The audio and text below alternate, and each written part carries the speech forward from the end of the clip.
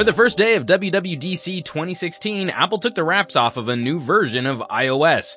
And now that we've got this beta preview loaded on a phone, let's take a quick tour of what's new in iOS 10.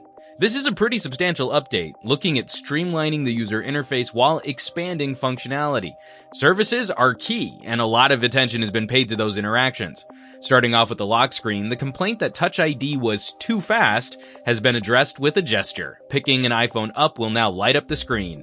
Holding an iPhone in your hand prompts the screen pretty aggressively. It's a bit twitchy, but at least it doesn't seem to activate as readily when in a pants pocket. New from the lock screen is an easy way to interact with the camera and widgets. A slide to the left delivers quick, bite-sized pieces of info you might be interested in, or the ability to write out messages and replies without having to transfer to a full app. A slide to the right is the new quick launch for the camera, which works a bit easier than the old camera icon swipe from previous versions of iOS. Once in your home screens, you'll quickly see a new control center when sliding up from the bottom of the screen. It's a clean layout, though it would still be nice to have a bit more info here, like detailing which Wi-Fi network you're connected to. And sliding to the side here, you get a dedicated control area for Apple Music. And later, once HomeKit is integrated, you'll be able to control internet-connected devices in your house from here as well. Alerts can be cleared from your notification tray with a force press, but once you push in, it will clear the notification. We can't find any way to back out and preserve the notification once the pressure pop has been completed. When typing, Siri Learning Intelligence is now being applied, and the keyboard will offer smarter suggestions over time, including better support for phrases and full replies. This information will tie into location data, so when asked, "Where are you?" you can organically reply with map information with one button press. Photos gets an overhaul. The app better organizes individual photos and videos, categorizing selfies, panoramas, and slow-motion videos. The app will also sort by date and location. This app will scan for numerous subjects, facial recognition, animals, and scenery. Filtering and scanning happens on device, so searches should happen quickly when looking for specific shots. New for this Photos app, Memories will automatically sort photos by trips, date, people, or topics. And the app will pool those photos and videos together to create short, shareable movies. The new Maps app adds the ability to pan and zoom during navigation, and adds traffic information to the mix. The entire interface has been improved for delivering info on restaurants and other points of interest. As developers support this update, we'll also have direct integration with third-party apps. You'll be able to find a restaurant, reserve a table, and schedule an Uber, all without leaving the Maps app. The Music app is all new and also receives a major overhaul, focusing on really easy navigation. Big, bold categories help move you around what you're currently playing, browse, and radio tabs make content discovery more fun to explore, and here you can find cultivated playlists from famous people. There is an option for displaying lyrics, but if most of your music collection was CD ripped or acquired from another service, not only will you not have access to lyrics, you probably won't even get album art. News also gets a touch-up following the style of music, but focused on a magazine layout for top stories.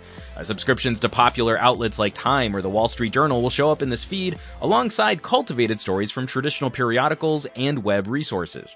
Now, Messages gets a massive makeover and was maybe the most focused on service during the WWDC keynote. Rich links display content directly in feed, providing the ability to watch video directly from a chat or share an Apple Music link directly within this interface. Sending photos seamlessly integrates the camera app into the chat interface, even giving you a live preview from the photo options. You can convey tone now with options for individual message modes like loud and quiet, or play it coy with some invisible ink, or you can blow up the whole screen with balloons or a laser light show. Emoji are bigger, and as mentioned before, the keyboard is proactive in serving picture options up for you while you're typing. And for that personal touch, you can just write something on the screen if you want to do that too. It's a big, playful update for people who like to communicate through iMessage. Updates to the phone app were a little bit more subtle. Voicemail transcription will be coming to the iPhone, but we currently have issues setting up a voicemail box, and the new phone app will also better integrate with third-party services like Skype to provide an interface for VoIP calls that looks more like regular calling. Lastly, Apple discussed a new approach for HomeKit, where one app on an iPhone will be able to interact with equipment from several different manufacturers, with support baked right in from the companies involved in home construction.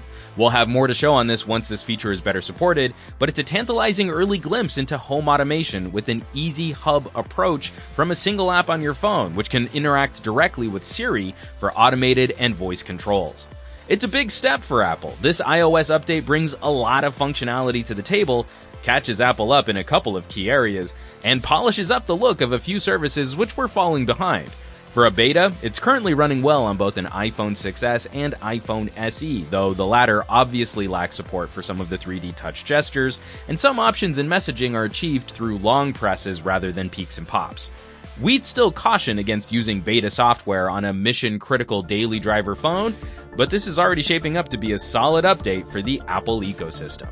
Be sure to subscribe to this channel for our full coverage of iOS 10 and hit that thumbs up button for a little extra positive reinforcement. For Pocket Now, I'm Juan Carlos Bagnell. You can chat me up on Twitter and Instagram as Some Gadget Guy, and I will catch you all on the next video.